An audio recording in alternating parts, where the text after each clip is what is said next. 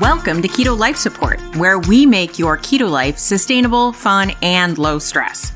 I'm Kim Howerton, and I'll be coming to you weekly with some of my keto besties to bring you the practical, real-world keto advice that you need. Quick disclaimer, I am not a doctor, and even if we do have a doctor in the house from time to time, he or she is not your doctor, and nothing we say on this show should be taken as medical advice. Always check in with a trusted medical professional about your own personal medical concerns. Hello, this is Kim Howerton, and welcome to episode number 57 of Keto Life Support. And on today's show, I have a lovely man, Ted Tieken. Ted is the founder of a company called Keto and Co. And the reason I had Ted on is because he and I have had many conversations at keto conferences when there were keto conferences, because I love baking, I love cooking, and I'm always interested in what's going on with products. And I noticed that all of, or most of, Ted's products had soluble corn fiber in it. So I started up some discussions with him about soluble corn fiber, because it is a head scratcher for me. Because so many companies will say that their product is, net zero or very low net carbs, and soluble corn fiber is listed. And some of the time it seems like corn fiber has a really bad effect on blood sugar, and then other times it doesn't. And I was like, what is going on? And it just felt so murky and confusing. And so I thought, you know what? This is a good opportunity to have Ted on and talk about this topic, because, we all have different opinions. And I told Ted this, I talk about this. For most people, I'm like, look, you're probably better off counting total carbs, not dealing with this confusion, staying away from these packaged products that can be iffy. I'm not saying every single company is iffy, but I'm saying as a genre, it's iffy. And so, I'm not changing my stance on that. But what I am saying is that there is actually science here, and it's kind of complex and it's kind of murky, because what these companies are required to put on their label doesn't give you the information you actually need to know what the likelihood of having a blood sugar effect is. And so Ted and I really hash all of that out. So if you're somebody who's like, I never touch a packaged keto product, I just decide, better off without, let's not even wade into the murky waters because we don't know what's under there, this might not be your episode. I mean, you might find it interesting, but, we might not be talking to you on this episode. But if you're somebody who occasionally goes to the keto baking aisle and, wants to learn more about why is this so confusing, hopefully we can shed at least some light on it. Now, obviously, Ted is not an expert on everyone's product in the market. He's only an expert on his. But it was a very useful conversation for me to learn some details that I didn't know. So I hope it's useful for you as well. And it's a little geeky. We're talking about, soluble corn fiber and isomaltosaccharides. And I always say that wrong. I think it's isomalto-oligosaccharides. Anyway, if that kind of talk turns you on, then please join us for this episode of Keto Life Support.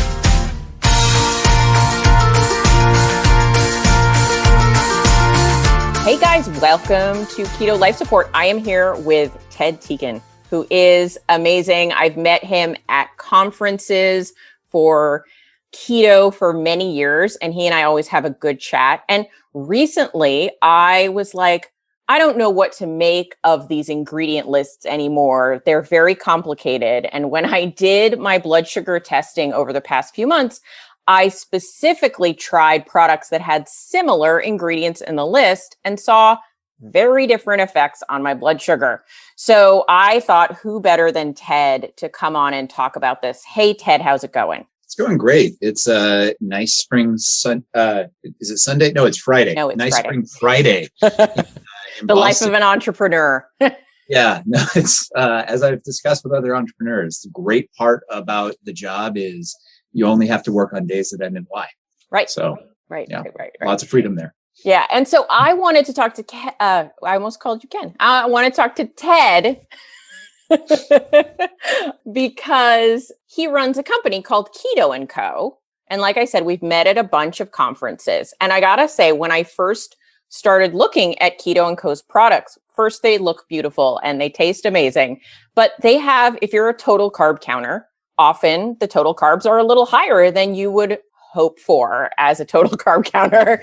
And so I was like, cognitive dissonance here, Ted, what do I do? And yet when I try his products, my blood sugar is completely stable. And so, as I said, I was like, why is it this way with one product and another way with another? So what do you think that comes down to? Why is there such huge variation between different products from different companies? Yeah, I mean, at the simplest, there are carbohydrates, which is a description of a certain kind of a molecule. Oftentimes, they're long chains of sugars that are held together by either alpha bonds or beta bonds.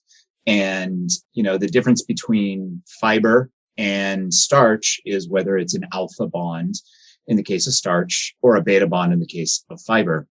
And human digestion can separate alpha bonds, but not the beta bonds. Internally, we don't talk about total carbs or net carbs. We talk about glycemic carbohydrates, which is the way that we know if you eat 100 grams of this, how many grams of glucose do you end up with in your bloodstream?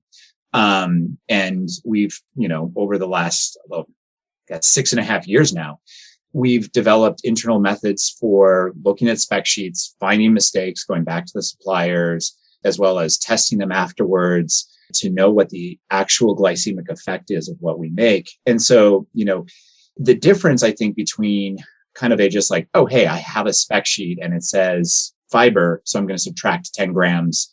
I put in 10 grams, I'm going to subtract 10 grams. And no, that has a glycemic load of 4%. So for every 100 grams of that we put in, we keep track of the 4 grams of glucose. We're probably on the far fastidious spectrum of, taking the fiber that we use, figuring out the glucose, keeping track of that, and then at the end of the day, adding it back to our net carbs. But then there are other people on the far other end that they just say, oh, it's corn fiber. I can subtract all of it. That's how we get to the net carbs. So I think there are a couple of different things going on as you're developing one of these products. And if you're not aware of the pitfalls, it's very easy to well-meaningly develop something that's not as keto-friendly as you think it is. And then there are other things that can happen in how food gets manufactured, where you could start thinking you're using a higher grade of fiber and then find out 6, 12, 18 months later through customer complaints that, oh, wait, the manufacturer used a lower grade than we thought they were going to because we said soluble corn fiber in the spec sheet or isomaltooligosaccharides in the spec sheet instead of the specific brand and supplier of soluble corn fiber or the specific IMO 90 grade that gets you the near nothing on the blood glucose. So it's a pretty complicated thing. And I think the reason why you look at one, and I think soluble corn fiber is the one that has the most disagreement out there. Mm-hmm. Soluble corn fiber is not soluble corn fiber, just like milk protein is not milk protein. There are at least 10 grades of soluble corn fiber that I'm aware of. And we chose a supplier a long time ago that, it's twice as expensive as some of the rest of the stuff. But, we've tested it. We know that they do really good work, that it delivers time and time again. And so that's why we're able to deliver a product that when we say keto, it means keto. And other people think it's keto, but it's not. And I don't think anybody's out there really actively trying to mislead people. I think it's really hard to keep track of all of the glucose at the level that it matters to people in ketosis.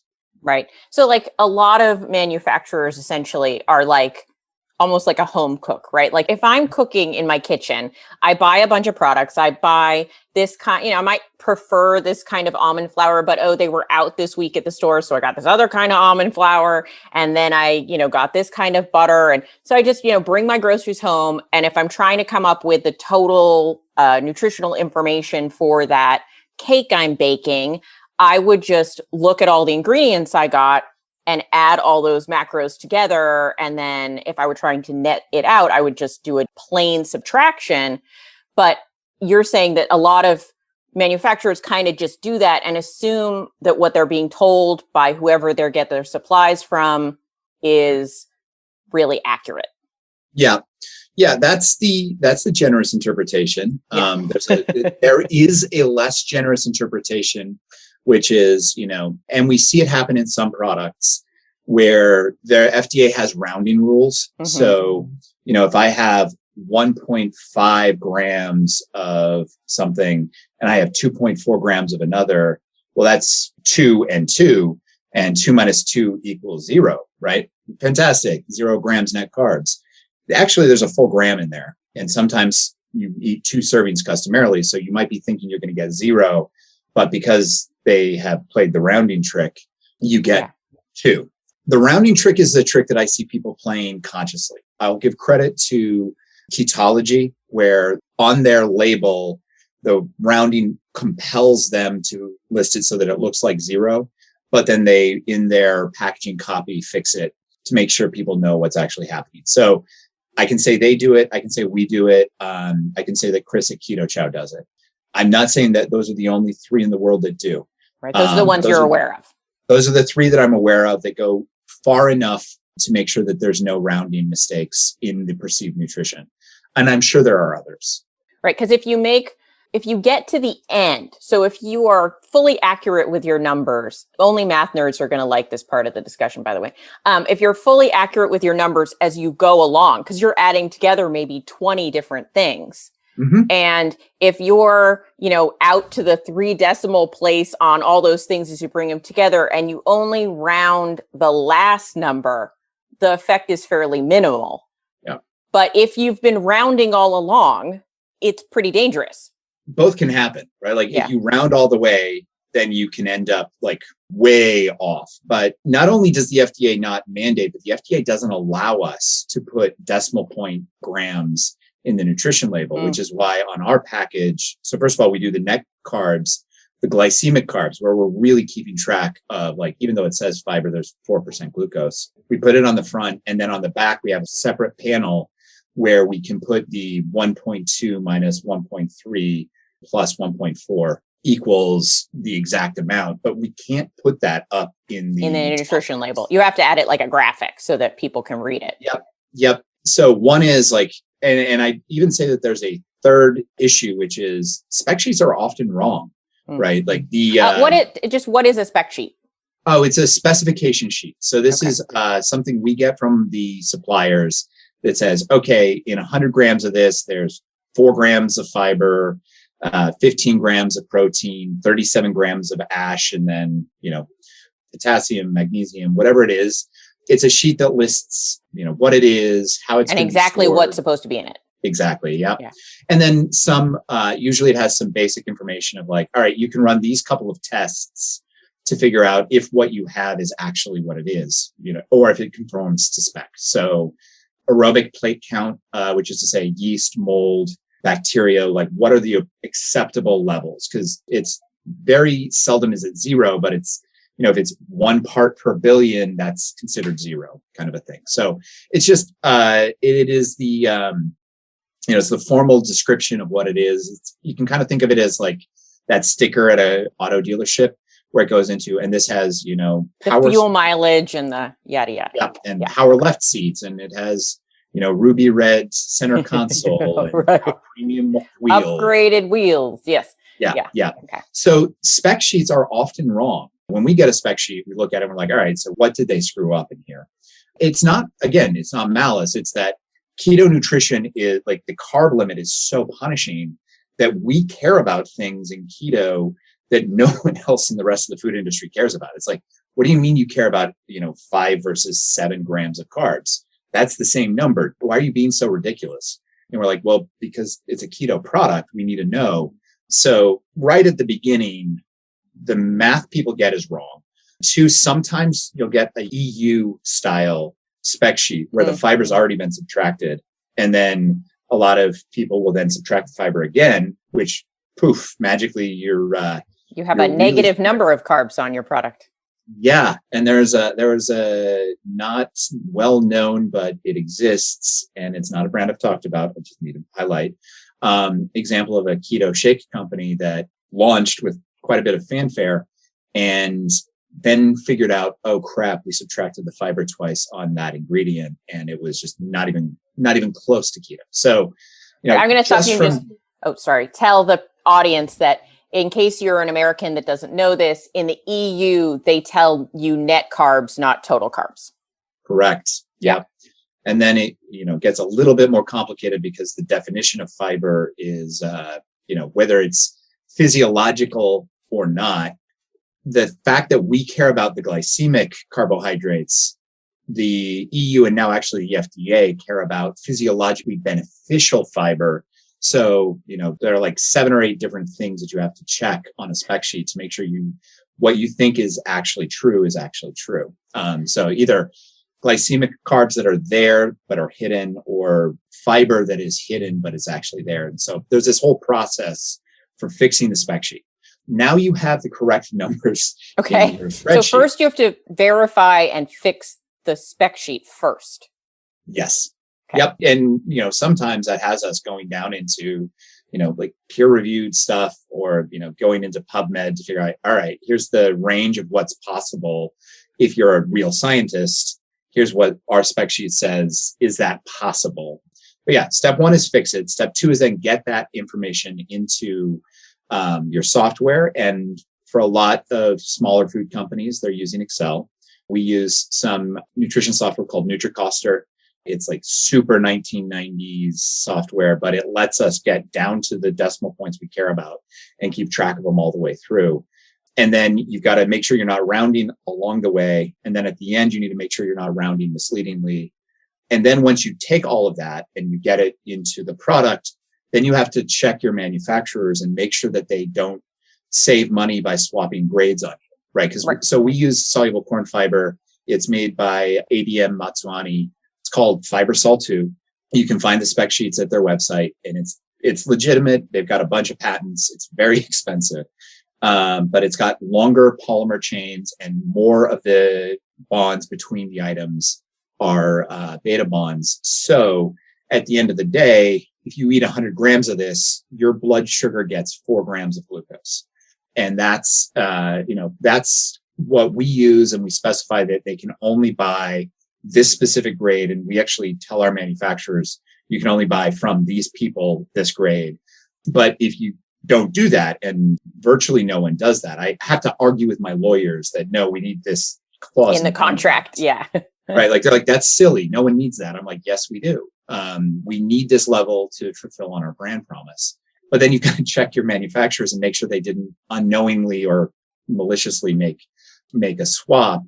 And so the final thing you got to do if you're going to like really, really do net carbs is then you have to periodically smoke test it. So you've got to eat it and see if it raises your blood sugar. And we do that both in the R&D phase, right? So like we got the spec sheet, we corrected it, we did the math, we kept track of all of the rounding, we made it, and then we test it. And once in a while, we'll figure out like, okay, nope, that spec sheet was so far from correct. There's a mistake somewhere in the math because there should be 3 grams of glucose, but my graph has a spike on it. We don't do that often anymore. It was more common 3 or 4 years ago before we, found our list of really great suppliers. Because then you can depend on those suppliers more than you could when you were testing all sorts of different suppliers. Yep, exactly. And then we also then periodically test quarterly random samples from what's made to make sure that nothing carelessly fell out of spec, right? Because 20 ingredients and they're traveling through 4 or 5 different suppliers, and then there's the warehouse, then there's the warehouse guys, and then there's the manufacturing line. And it's just like the number of things that can go wrong is, it hurts your brain if you try to fully map it out. This is why you don't want to start a product company. No, it's fun. It's wonderful. Low competition, great margins. I love running a food product company, but it's a lot. Yeah. There's a lot you've got to do to get it right. So this basically breaks down. I mean, what you've kind of been talking about is why 2 products can look the same-ish on the ingredients list and on the nutrition label, but have such incredibly different results on the body. Yep, exactly. Right. Like, and it's hard to know when you look at a package and like, okay, I had a spike in blood glucose. We just talked about 15-ish things that you have to do right to have the glucose on the package match the glucose in the body. It's hard to know what went wrong across that chain when you have the effects. But, with continuous monitors or the finger prick monitors, it's relatively easy to know that it happened. Right. Or something is wrong. Yeah, something went wrong. I actually don't use the continuous monitors anymore. I just know that if something that I ate yesterday is wrong, my morning weigh-in is 5 pounds up. And so then I can be like, all right, what was unique about yesterday? Usually it's one or two things. And then I can be like, all right, well, there's probably that pint of ice cream that isn't as keto as I was hoping it was, or something else. So that I have gotten to the point of, I've been in keto for 7 years, almost 7 years. Wow. It'll be 7 years that I've been in ketosis with minor asterisks in 2 weeks. But my anniversary is in 1 week, so we're both May babies. That's really funny. I didn't know that we started at the same time. Well, you started just before me, to be fair. Yeah. So what are the top ingredients that are the most confusing? I'm going to go with maltodextrin, Okay. soluble corn fiber, Okay. tapioca fiber, Yep. resistance prebiotic fiber. Okay. Oh, and isomalt or isomaltosaccharides, IMOs. Yeah. Isomalto oligosaccharides. There we go. Yes. And I'm not entirely sure how to pronounce it. I pronounce oligosaccharides, not okay, there you go. I have no idea who's correct there. I'll go with yours for the sake of argument. I could barely even say it, Ted, so don't go too strong on me. Yeah. The funny thing is you basically listed two ingredients. Just different ways of calling them. Soluble corn fiber, soluble tapioca fiber, resistant prebiotic fiber. That usually is the same thing, right? Those are all the same thing. And, the resistant corn versus resistant tapioca, or soluble corn, soluble tapioca, it's what you start with, but it's not like the molecule at the end differs, but it's not because of how you got there, right? It's like if you ferment pure sugar from cane into vodka, it's still vodka. If you ferment pure sugar from beets into vodka, it's still vodka. Right. And so you're saying that whether it starts with tapioca or it starts with corn, you essentially can get the same result at the end? Yes. Okay. Yeah. I mean, sometimes it's resistant maltodextrin, sometimes it's resistant dextrins, and like minor changes in one side leads to the difference in the name. But by and large, you've got the resistant soluble fibers. Isomalto-oligosaccharides are separate. And then I would throw in protein as another one where a lot of mistakes get made. And the protein on a package. On a package. Now, the nice thing, so like if you're going to use milk protein or pea protein, okay, like you're going to make a shake. Oh, because they're using nitrogen balance instead of. Well, not necessarily. I don't know what you mean by using nitrogen balance. Well, I guess isn't there another way to tell how much absorbable protein is in a product versus nitrogen? Oh yeah, no. Am I going to a whole new level? Yeah. What is protein? The answer is no. And like which method of calculating whether it's a complete protein is most useful, that's an entirely other issue. Okay. What I'm saying is that you can have a milk protein isolate that's 90% protein, and then there's going to be a little bit of sugar in there, like a little bit of lactose. Oh, I see what you're saying. Or a pea protein isolate or sunflower protein. And especially in the more unique proteins like the sunflower, the hemp, the pumpkin seed, that's where the industry has not really had a reckoning yet. If it's a milk protein and you're developing with it, you should know really, really well what the nutrition is, because those have been standardized. People have been sued for decades. That's just like, if you're using milk protein isolate 90, it's 90% protein on a dry basis. There can be differences, like it could be 2% lactose, or it could be 4%, or it could be 0%. So there can be differences in grade on the amount of lactose, but you can rely that the protein claim is correct, which just limits the amount of stuff that can go wrong. But when you get into the alternate proteins, like sunflower is one that we, that whole like correcting the spec sheet process I described, we started using it. We're like, oh, this tastes great. It tastes so much better than pea protein, which tastes usually like soap. And then we looked at it and because we don't always correct the spec sheet before we know if it tastes okay. Right. Because if it tastes terrible, why do the math? Exactly. Right. Because it's so much It's like, I'm not going to spend 2 hours to be like, oh, and that tastes like soap. But if it tastes great, then we look at the spec sheet to make sure that it's there. And there was a sunflower protein that we got. We were really excited about it because they had this wonderful nutty flavor, great amino acid profile. And then we did the math and we're like, oh, nope. The only way for the spec sheet to be what it is if this is an EU spec sheet. We emailed the supplier. Sure enough, they just didn't write European basis at the top. So, but yeah, the ones that are most commonly confused are the resistant long chains, the maltodextrins and the dextrins, which soluble corn and soluble tapioca are basically the same thing. And then isomaltooligosaccharides. The thing is, and it's really the same problem in all of them, is you can get IMO 90, you can get IMO 70, you can get IMO 60, you can get IMO 40. And those numbers are the percent of what you're getting that's actually fiber. And, on just simple math, usually there's 5% ash, which is just non-digestible, doesn't turn into anything stuff, a little, 3% water.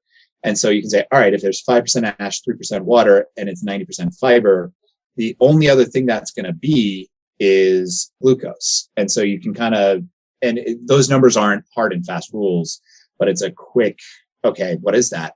So, the difference between the IMO 90 that probably costs $4 or $5 a kilo and the IMO 40 that probably costs $1.20 a kilo, the difference is that one of those is more glucose than fiber, and the other one is almost entirely fiber with negligible amounts of glucose. And it's the same thing on the label. You got the exact same problem on soluble corn and soluble tapioca. As we were chatting before, it's frustrating because we love to use soluble tapioca fiber, right? Because then we get grain-free that we can say. And, so we have a granola and it's, is it grain-free? Yes, but no, right? So it's like we've got this soluble fiber in there. It's corn derived, so we can't say that it's grain-free. If it was tapioca derived, it would be a grain-free granola. Even though there's no oats, no grain, it's basically nut and coconut are the base. But because we have this corn-derived item, we can't say that it's a grain-free granola. Gosh, I see so many products saying I'm not going to name names, but I see so many products saying that they're grain-free, but they have soluble corn fiber in them. And that's they're just skirting the rules, I guess. Wait, we're allowed to do that? Well, I don't think you're allowed to do that, but I don't know that everyone's paying attention. Yeah, no, it's, I tend to agree with that. So, we get asked, is it a grain-free granola? And I have to be like, in what sense do you mean? Because the base has no grains in it, but there's some soluble fiber and it's derived from corn. And that's generally how the conversation goes. To the credit of the consuming community, people do tend to know that corn fiber isn't really corn the same way that corn is, right? It's not like it's a tortilla. It's not a corn. Yeah, I have a question about that. If somebody has a corn intolerance, and this, you might say it depends, but would a corn-based soluble corn fiber situation have enough remaining corn to cause people a problem? Well, hold on. Let me pull it up. Sometimes is the answer. I believe that there's about 2% protein in the soluble corn fiber that we use. And I think that's pretty natural across all of them. So if it's a mild intolerance, you're probably going to be okay. If it's a deathly allergy, you're going to want to avoid it. Because that protein is what people are reacting to in corn usually. Yeah, usually. Or if your body's not used to eating a lot of fiber, you can respond quite poorly. I'm sure you've covered that on other episodes to fiber. Well, yes, the fiber issue. Yeah. Okay. So that kind of is the corn thing. So what you're essentially telling me is all of these things that are listed, we'll take the IMOs off, but the tapioca fiber, soluble corn fiber, maltodextrin, resistant maltodextrin. Wait, is maltodextrin different? Maltodextrin is different. So remember how we said the alpha bonds and the beta bonds? Yeah. So you can basically imagine that there are 10 little balls held together by string. Okay. And the string can either be red or black. And if it's red, it turns into sugar. And if it's black, it's fiber. Maltodextrin is when it's got all red. And if it's converted to a beta bond, that's resistant maltodextrin. It's the same thing for like 90-something% of the physical processes in the world, except human nutrition. So resistant maltodextrin means that those bonds that we can break are turned into bonds that we can't, and therefore it becomes fiber, and then it gets processed by the gut. Right, because maltodextrin is a boogeyman in the keto community, right? Because maltodextrin, the standard kind, has a higher glycemic index than table sugar, but you're saying there can be such a thing as maltodextrin, that the bonds have switched to the kind that make it a fiber? Yeah, that's resistant maltodextrin. So if it's maltodextrin, it's best to assume that it's pure sugar. And then if you really want to geek out on the differences here, so it ends up being how long is the chain of molecules, because the longer the chain, the lower the glycemic load, and what percent of the bonds have been converted into beta bonds. And that is, so I said IMO 90 versus IMO 40 before. 90 versus 40 is the percent that have been converted over. And then there's a second factor, which is the degree of polymerization. How long are these chains? So a soluble corn fiber 90 with a degree of polymerization of, say, 30 is going to have less glucose than a soluble corn fiber 90 with a degree of polymerization of 12, right? Because that's, 10% of these bonds are alpha bonds. And if I believe it's 3, if you have a chain of 3, it can cross over and become glucose in the bloodstream. But if it's 4 or more, I think that's, I have to go check that. But I think there's the consumer would know none of this, right? None. No. So and even me as a consumer, I know none of, I have no idea what the products that I'm consuming, because I don't only eat our products. I'm not that good of a spokesperson. I eat other keto products. I have no idea what they're using. I have no idea which of those 15 things they got right. If they made a mistake and they were lucky, or if they made no mistakes and I can test it, but I have my body.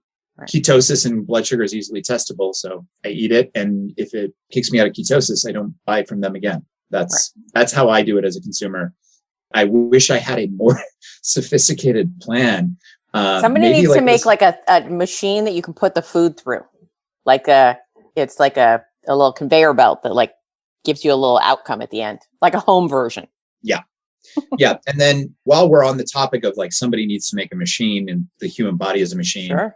There are a couple of keto certifications floating around there. I'm only aware of the one that Dr. Lowry is associated with actually testing the blood sugar. So, be careful. Even if it says certified keto, that could just mean that like, hey, it agrees with this list of whoever is running that organization. Versus like, yeah, somebody's actually tested the blood sugar on this and it's actually legit. Right.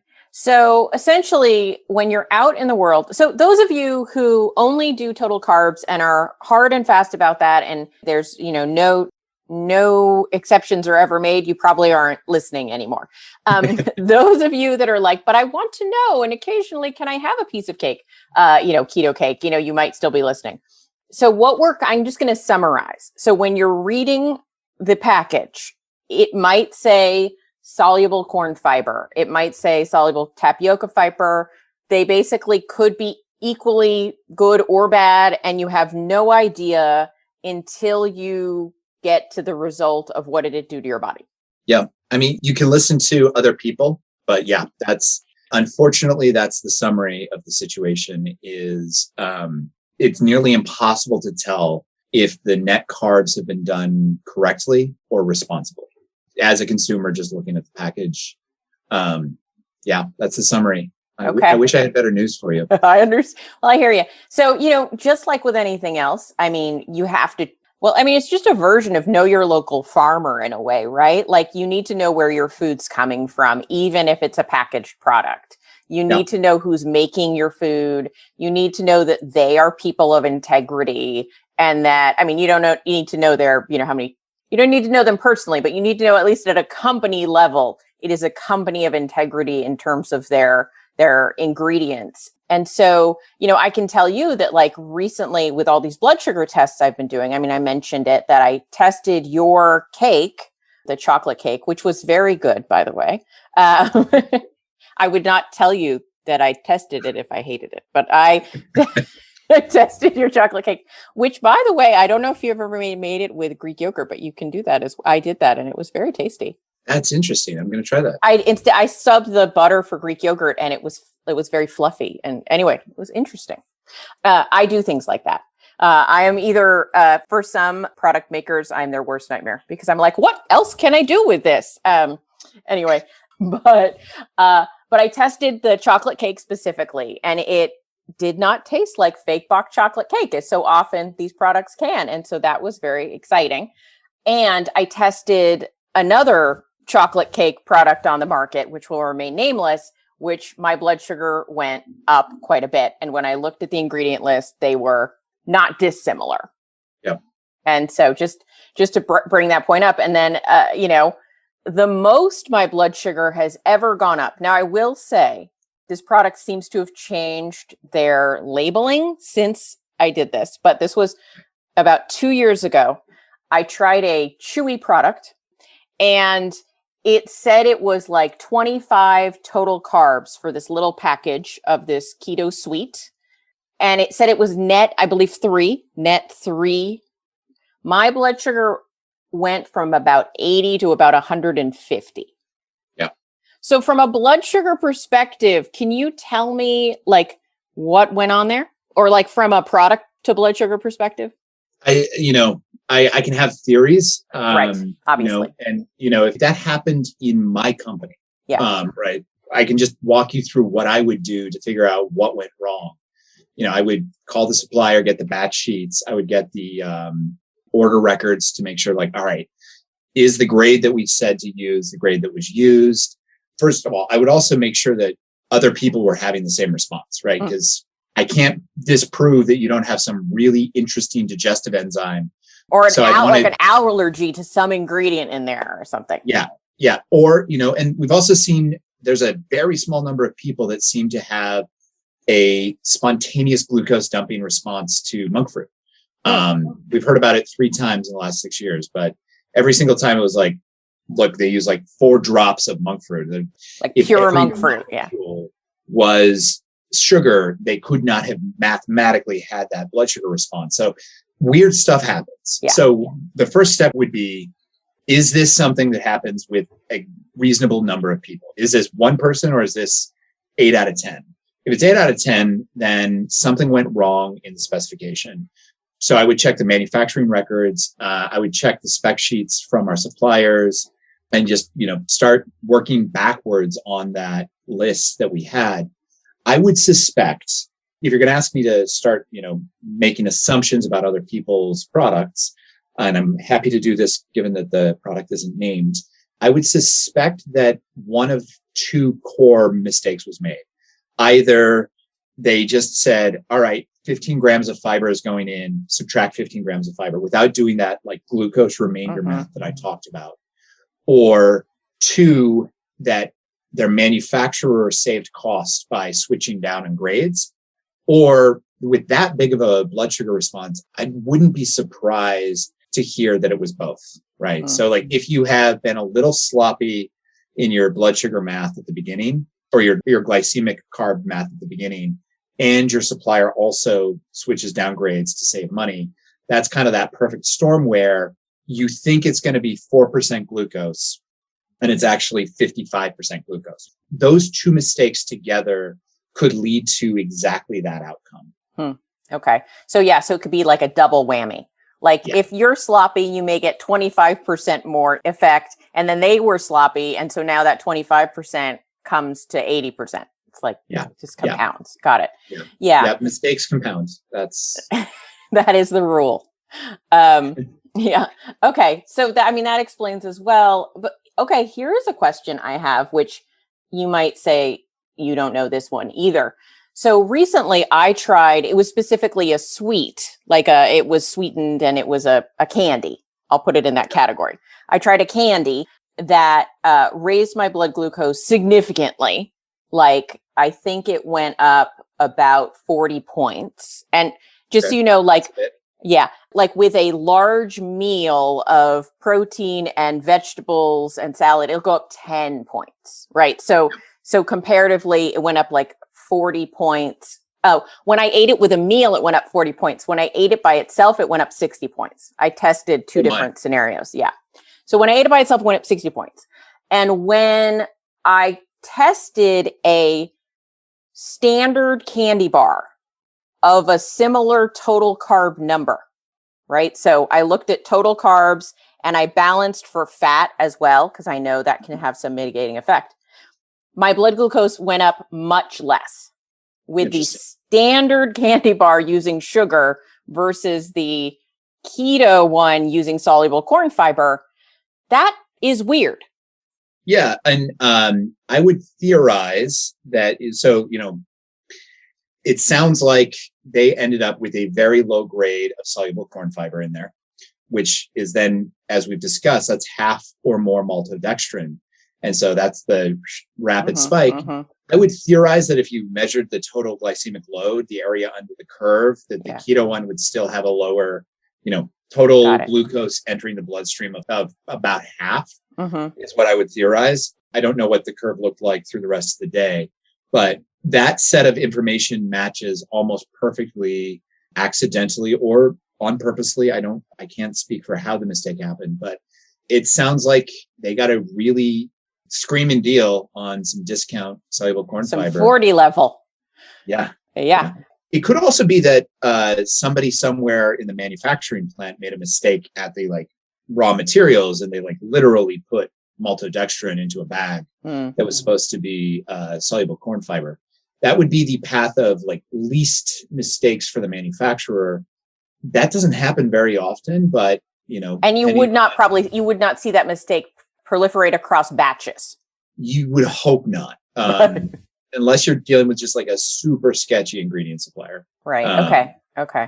One is a mistake. Every load has 7 bags of it is all right, they're improving their margins by only running half the process. But got it. And I mean, that's where you've got to really trust your suppliers, make sure you're dealing with, paying the extra to deal with people who have a reputation at stake versus, any ingredient trade show you go to, there are 10 to 15 booths of Chinese and South Korean and various other places. And I'm sure there are other places. Those are just the 2 that I've seen.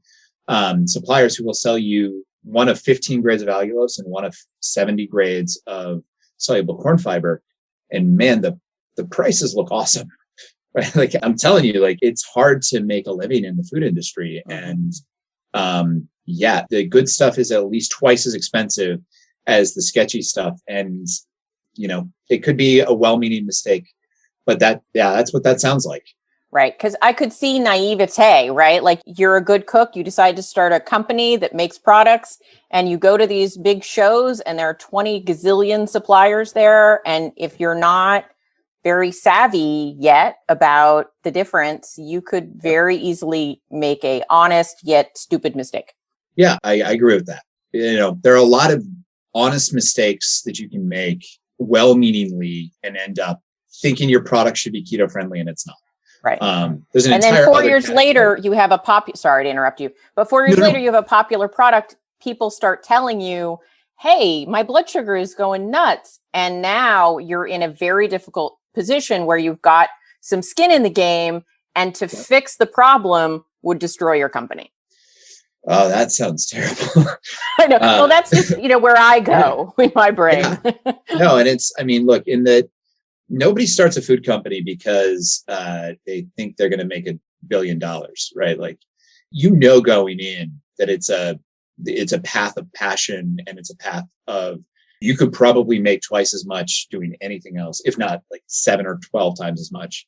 I talk with other food company founders, and the question that very often is asked is, are you paying yourself yet? And 3-4 years in, it's not a given that the founder is paying themselves. And I say, I had a great point 2 years ago where I finally made more than I made my first year out of college. Whereas we were really rolling when I finally made, entry level rates again. Got it. Yeah. I mean, and it's the rare company. I have nothing bad to say about this company. It's a rare company that turns out to be Primal Kitchens that ends up getting bought by a big food company for billions of dollars. And that has its own issues when you have a baby, your food company baby, and then, do you sell it? Do you keep it? Do you, it's a whole nother level. Oh yeah, no. And, how do we protect the integrity of our products if and when we're eventually purchased by a larger company? It's a problem. It's actually one of the larger unsolved problems that I face as a founder, because, I'm not doing this because it's the way I'm going to make the most money. Not even close. Yeah. I'm doing this because I use keto to manage a pain condition. So I have that weight. And then I also have I get grumpy, and then I'm like, oh yeah, I'm in pain. Oh crap, something kicked me out of ketosis. So, for me, it's really this is worthwhile. This is something that should exist in the world, something I want, something that can help other people. How do you get the money you need to build the business, which means that you have to have some ability to get liquidity for your investors, while also building something that won't be watered down after it's acquired. Primal Kitchen had a really good deal, and I think it's Kraft who bought them. I think so. Yeah. Kraft has been pretty good about making sure that they buy brands for the soul of the brand, not to reduce the cost of the ingredients. There's another acquisition that happened in the last 2 years of an ice cream brand, and they immediately reformulated to add cane sugar. I found this out. It was the worst end to a brand relationship I've ever had. I went out of my way last summer to buy some of the ice cream, to keep it in my fridge for the next week, right? Went out of my way to prepare for all right, there'll be a day next week that I want some ice cream. And the day came, I was sitting in the backyard, kids are running around, and it's a nice evening. And I ate a quarter of it. I'm like, why do I feel so weird? And I looked at the back and I was like, when the hell did they add cane sugar to this? And then I looked at the ownership statement and I was like, oh, they sold. Got it. That's what happened. That was the last time I bought that specific brand. I've since moved on. I primarily buy Enlightened for keto ice cream. I think they have a really good product. I know we're not endorsing things here, but that's you can. It's fine. This show's pretty open. Yeah. I will back you up that's the ice cream that I will buy at the grocery store as well. Yeah. No, I think they're good people. They're doing the hard work to make sure that what's in the pint matches what they claim it to be. But yeah, that's what can happen, right? You sell, and your new corporate overlord doesn't understand why you were paying for all these really expensive things, and that product is no longer available in nearly as many places as it used to be. Yeah. So you have a it's new-ish sweetener. Yes. Wondrose.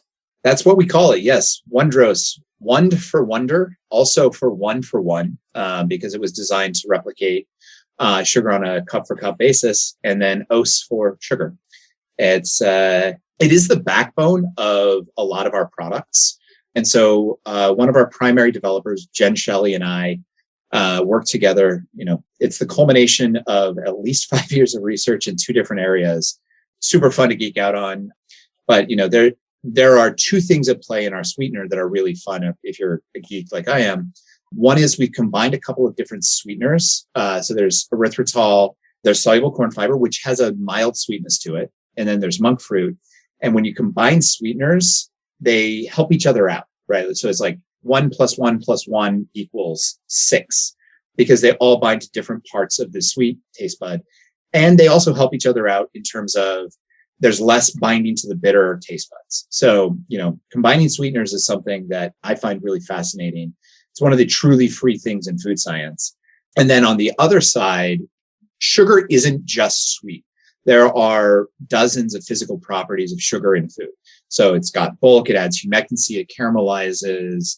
There's a certain kind of mouthfeel. It's a structure. It participates in long chain polymer formation, et cetera, et cetera, et cetera, et cetera. And we went down the list of the properties, and we figured out a way to combine these very low glycemic components to more or less recreate what sugar does without increasing glucose. But it was a really hard problem, ton of fun. Brownies was actually our test bed. So we just would make brownie after batch after batch after batch after batch. And we were like, all right, which properties does this have? No, that didn't work. All right, let's try these ones again. And, it was fun. It was some good science/engineering that we got to do. But yeah, so Wondrose is the base of all of our sweet products. It's available on its own as well. We haven't really promoted it yet. It's very expensive to build a brand in grocery. And so we had to decide, is it going to be the Keto and Co line, or is it going to be the Wondrose line? and we went with Keto and Co, which wasn't a bad decision. But it was just, we had to choose a horse to bet on at the time. Maybe in another year or so, we're going to have the resources to bet on what grows. But, we have it. It's available on Amazon. It's on our website. We sell it. We've worked actually with a couple of other keto companies. There's a cheesecake company we've worked with, and they make a keto cheesecake with it, where, literally the change in the recipe is they took cheesecake. That's a great thing about cheesecake. Out, they put Wondros in, and it just worked. And I mean, honestly, it's, I think it makes a fantastic cheesecake. And then a couple of small keto shops that use it as the main ingredient in their bakery, because they can get the same results that we can. Right. One of the unique things about sugar that is very hard to recreate, right, is it can both make things crispy and it can also make things chewy. Yep. And so that's how in like a cookie, you could get a crispy edge with a chewy middle. And that was both mostly attributable to sugar. How are you on that crispy chewy scale? Because we know that most keto sweeteners favor the chewy. We favor the chewy as well. So, you can get to the chewy through caramelization. You get these and so what's happening in a cookie that's crispy on the outside, chewy on the inside? So you think about that cookie 2 weeks after you made it, if it was sitting on the counter the entire time. It'd be and very you bite into it. Or it's going to be like very brittle, right? Like right. But that cookie in 2 weeks, either it's going to be all chewy or it's going to be all crispy, depending on the humidity in your kitchen. Right. And so what's going to have happened in the one where it's just like, it's a hard rock, is it's going to have gone stale. And what happens inside of a cookie when it's cooking is the sugar and the starches form long polymers. I didn't think I was going to talk about polymers as much today. But it's a starch sugar polymer, and it's like a plastic, actually. Like it's an edible plastic. It's a starch sugar polymer, and it gets quite long, and that's where the bendiness comes from. And those ones on the outside break because of the extra heat. And so you've got stale on the outside, chewy on the inside, and that's what makes the cookie. Our sweetener cannot on its own form long chain polymers. It is a thing that we've worked on. We had to give up on two primary physical properties of sugar. One is the long chain sugar starch polymer formation, which we were okay with because most of why we use it is there's no starch in there anyways. So who cares if it doesn't form a starch sugar polymer? And the other is you have to use a different recipe to get freezing point depression for ice cream. So we can get it. We just have to replace one of the molecules with a different, also non-glycemic molecule. Got it. Yeah, because if you've ever made ice cream with erythritol, you have a block. Wow, what's a blick? I don't know. A blick. It's a blick. Block Come of on. Ice. A blick. No, I love the portmanteau there. A block of ice. A blick. Yeah. So, sugar alcohols, because we just talked about your Wondros, which is a combination, and I totally agree with you. All of my baking involves multiple sweeteners because it is the solution to the one note sweetener problem. But we know there are in keto some sweeteners, some older sweeteners that are sugar alcohols that are just no bueno across the board, like maltitol, right? Which basically suffers from maybe chemically different problem, but a similar issue to like the fact that much of it is still a glycemic carb. Yeah. And I know a little bit less about the chemistry of sugar alcohols. What I know is we've got a yes list and a no list. Right. Our yes list is very short. It's erythritol and allulose. And yes, allulose isn't technically a sugar alcohol. I know that. It's a rare sugar. Yes. It's technically not a sugar alcohol, but allulose and erythritol are yes list. We will also use glycerol and glycerin in small parts when it's necessary. We actually don't have any products launched that have either of those, but the net carb math on them is pretty good. Xylitol actually has wonderful properties. It's 25% glucose, but you can use it in small amounts to get some really cool outcomes. I can't get right with selling products that have xylitol in them because if you drop it and your dog eats it, it could kill your dog. And I just don't want dead dogs hanging over my head, or just possible dead dogs hanging over my head. Right. That's my yes list is erythritol, allulose, xylitol. And and as we know, well, as I know, and you know, and many people don't know, because people are selling sweeteners that they're calling monk fruit that are mostly not monk fruit. But you mentioned that there is a very small percentage of the population that seems to respond to monk fruit. But is that the reason you don't include monk fruit on your list, or is there something else? Oh, monk fruit's not a sugar alcohol. Oh, that's right. Duh. It's a high intensity sweetener. So we primarily use monk fruit. The reason we don't use stevia is that stevia tends to burn above about 190, 200 degrees. And if you're going to bake, do you really want like burnt gasoline rubber notes in the end product? No, you don't.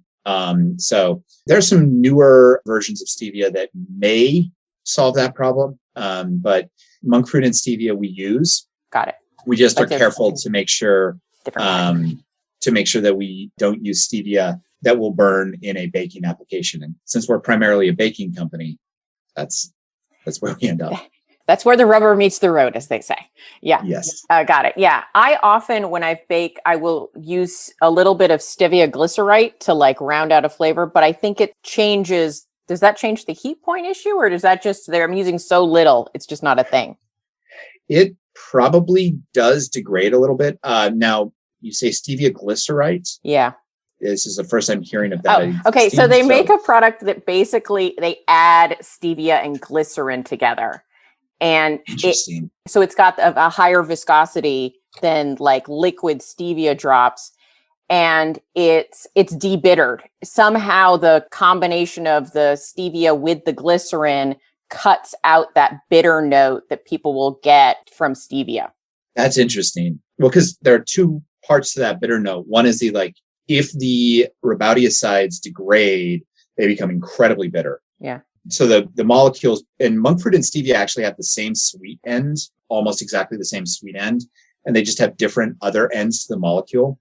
And when you end up getting bitter from one of these sweeteners, it's usually the other end, usually the non-business end of it that ends up binding to one of your bitter receptors. And we've got a ton, right? We've got 32 bitter receptors and 2 sweet receptors. So like lots of chances to bind to the bitter. So it could be that you just have the genetic thing where the other end of the stevia binds, or when it's degraded through heat, it's bitter for everybody, right? Like it creates burnt things really fast. I don't know about glycerin and stevia. You should get some to play with. It's funny. Yeah, that's interesting. I'll take a look at it. It could be that they're using a certain kind of stevia or a certain enzymatic modification that makes it heat resistant. It could be something about the glycerin protects it or hides some of that burn. I don't know. This is the first I've heard of the existence of stevia glycerite. So I'm going to get some and play around with it. All right. Yeah. I am a bit of a mad scientist in the kitchen. So I know.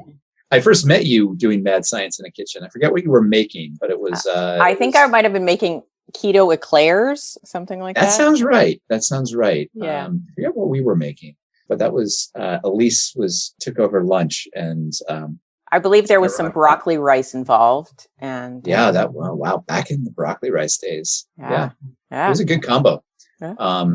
Chicken masala. Oh, yeah. I can't remember. It was an Indian chicken dish. Yeah. Yeah. That's as much as I remember from that weekend as well. That's very good. Very good. All right. So tell me, what are your top Keto and Co products? Like, what are the best sellers and what are your favorites? Well, you're asking me to say which of my children. I'm sorry. No. I should say, which ones do you find the most people would want to start with if they wanted to try a product? No, I it's fine. I can tell you which of my kids I like better too, but I'm not going to. All right, we don't let them watch. So our brownies are absolutely the jewel in the portfolio. You know, they're not as chewy as a regular brownie, but they're very fudgy. So it's like a deep fudge brownie. They're fantastic. They win awards. They're great.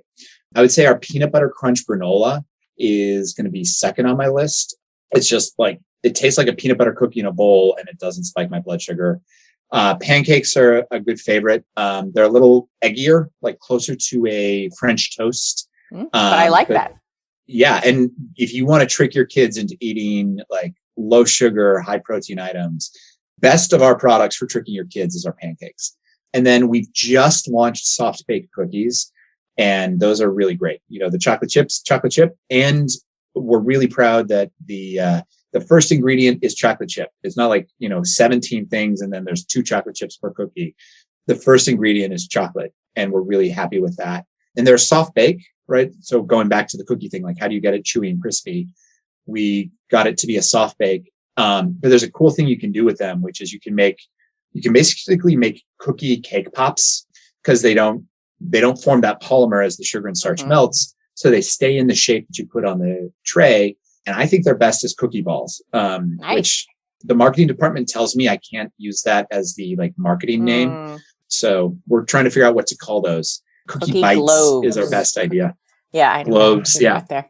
So yeah, that's probably going to be the 3 that I'd mention. I mean, we're building out a big portfolio.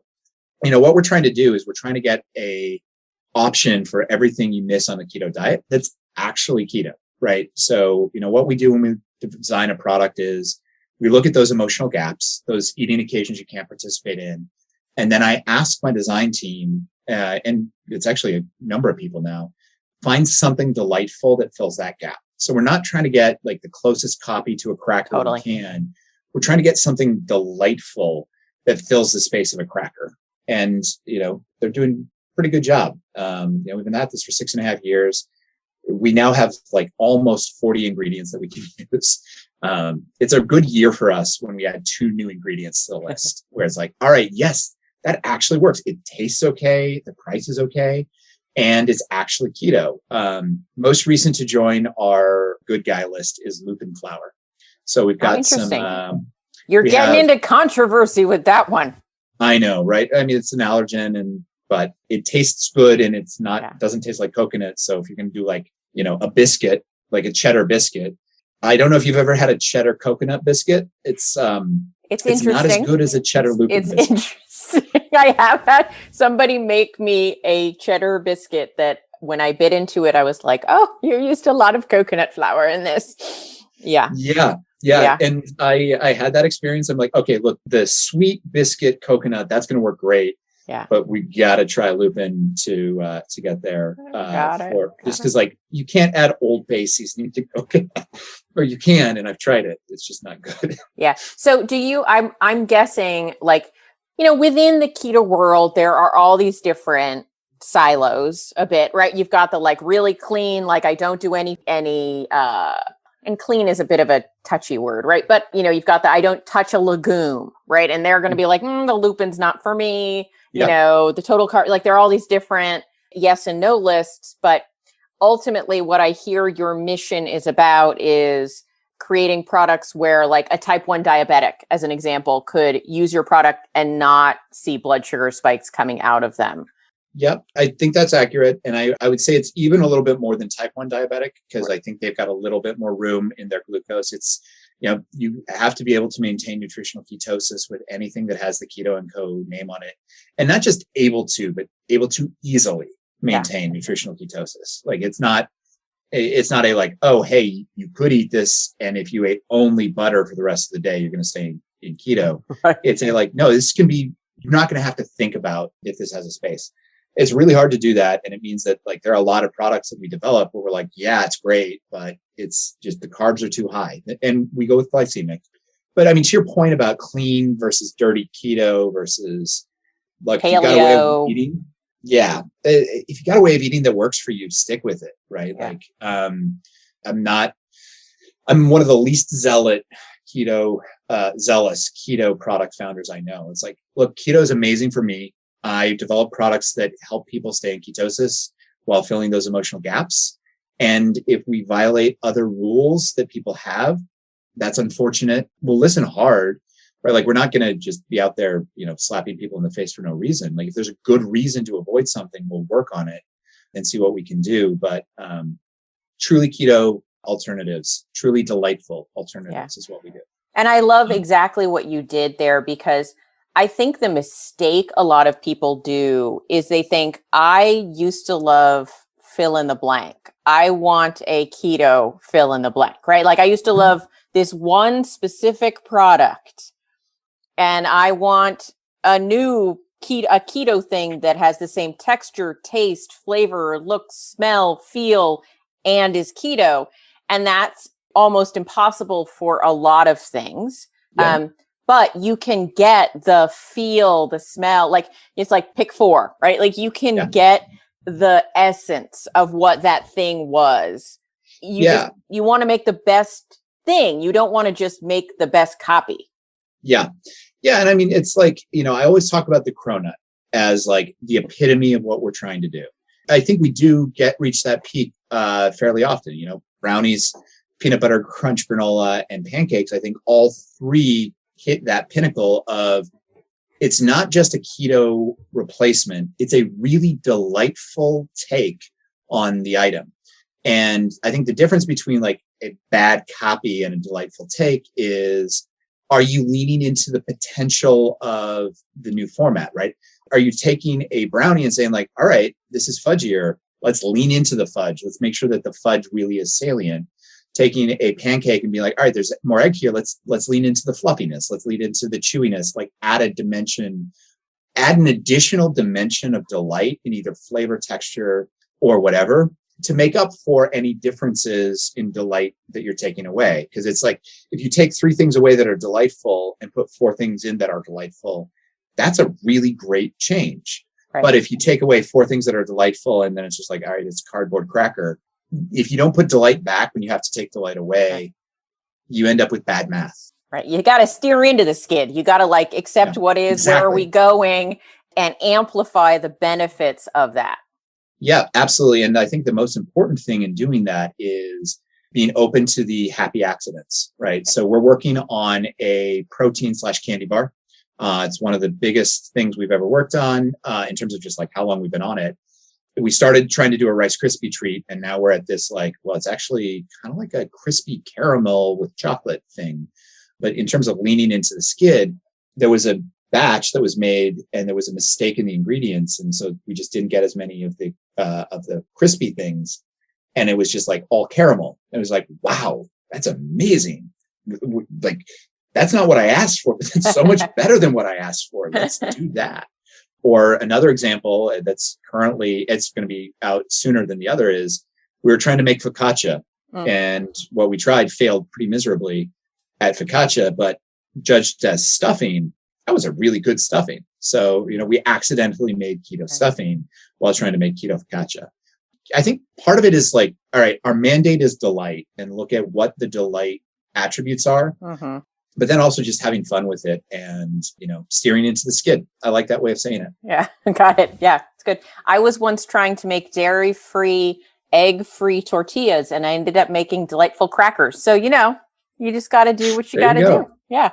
Yeah. No. And then sometimes the mistakes are just mistakes, right? Like I tried to make keto bread once that was like chewy cardboard. It was like, and it was worse than I'm making it sound, right? Like I was so excited when it came out of the oven too, because I had this beautiful crumb, and then it collapsed, and then it just got worse from there. So, that didn't make it into future rounds. Good use of editing there. Yeah, I hear you. To end on a delightful note, I have a question, and I don't know if you can answer it. Why do some of these fibers give people horrendous gas and others don't? Is this just bio-individuality, or is it a thing? So I don't know the full answer to you. Okay. To give to you. I know that as a manufacturer, you can get the digestive tolerance, and you can be kind of creative in combining things so that the digestive tolerance is higher, right? Like this amount of erythritol is bad, this amount of soluble corn fiber is bad, this amount of this other thing is bad. But if we use a third of each of them, it's usually okay. So I know each thing has a digestive tolerance, and I know that the more you eat something, the higher your digestive tolerance will be. I mean, MCT oil, most of us know that like ease into it, because if you try to take 2 tablespoons at first, it's going to be bad. But, Coca-Cola has the same effect, right? If you're not used to Coke, it's going to really screw with your digestive system. I don't know if you're pro or con Diet Coke, but different. I used to be an addict, but so I decided to leave it behind, but I hear you. Yeah. So, I mean, what I know is that different fibers are more or less likely to be fermented. And some of them have rapid fermentation, right? So like a multi-branched structure that's very easily pulled apart means that like the gut bacteria rapidly. Is inulin an example of one of those? Yes, it is. Okay. We use inulin in very small amounts on that principle before of like a third, though we've largely stopped using it. The nice thing about inulin is that it's branched, which means it's sticky and holds things together better, versus resistant maltodextrin, which is one very long molecule, which has really great properties, but it's not as sticky. IMOs are also branched, so they can play the role of inulin sometimes, or other times you can just use like xanthan gum or something that's really sticky and just use the whiff of it to get what you're trying to get. That's the amount that I know. If you find an answer, I'd be really curious. I'm sure somebody listening, anyone who's listening, why do some fibers? We'll have to do an episode on gas. And there you go. Yeah. Okay. Well, I was lying. One last question. So I recently read an article. It's been out for a while. It's on one of the keto sites comparing soluble corn fiber to IMOs. Because once upon a time, early in the sort of protein bar days, some protein bars used IMOs, some used soluble corn fiber. And there was this whole slightly scandalous thing about, are they keto? Are they not keto? But what I seem to be hearing from our discussion today is that both IMOs and soluble corn fiber or soluble tapioca fiber, is there a term that covers both of them? Soluble fibers? Resistant maltodextrin would be the closest. Soluble vegetable fibers. So the soluble corn fiber and soluble, I'll just put them together in the same category, and the IMOs. What I'm hearing is that they actually both exist on a bit of a spectrum. And so they can both be very keto or very not keto, depending on the details. Is that right? That's exactly it. Yeah. And, and then with a small asterisk on genetic variation of the individual, but, you can get IMO 90 that is as good, at least in our testing, as the grade of soluble corn fiber we use. We just prefer the properties of the soluble corn fiber. It's a little easier to work with. It doesn't crystallize. But no, IMO 90 is an ingredient. It is on, I said we have 40 ingredients now. IMO 90 is one of them, right? Like, yes, this is keto friendly. If it has the right properties, we'll use it. We just haven't needed to. Like, soluble corn plus inulin has gotten us far enough. But yeah, that's exactly right. Okay. And I think you can extend it to other novel fibers that may come out in the future. Good versus bad. I think when it comes to soluble fiber, depends on the grade. And unfortunately, you don't know the grade that anybody uses. I only know that we use the highest grade because I get to control that. Right. But yeah, it's goodness or badness depends on an invisible factor that you can't know unless you test it or trust it, or the manufacturer goes out of their way to communicate it to you. Can you, I don't know if somebody, you can't answer for any other company I know, but if someone contacted you via email, right, your contact on your website and was like, I'm concerned about your soluble corn fiber, what can you tell me about it? Would you be able to provide them information? Yep, that is a saved response on our help desk. Nice. Might somebody do that with any company? They could do that, and you just don't know what the response is going to be, but they should be able to give you a response. It would be great if they could. Yeah. If it would be great if they could. I don't know that you can use that as a clean line, right? Because it's hard to train a help staff to accurately communicate the grade of our corn fiber in a way that is acceptable to a customer. And it took us years to get the safe response to where it needs to be. If you were to reach out to them and they came back with we use this grade and we have these procedures, that would be a good sign. If they didn't, I wouldn't say that it necessarily means that they're screwing around, because there are 15 things to get it right, and then there are another 5 things to get the right response through the help desk. They just might not have a helpful help desk. I'd say the only truest way to know is to eat it and see. And the nice thing is, once you're keto adapted, if you get kicked out, you're back 18 to 48 hours later. So if you are the kind of person who can recover from being thrown out of ketosis rapidly, right? Because you do have to then go through a little bit of craving again.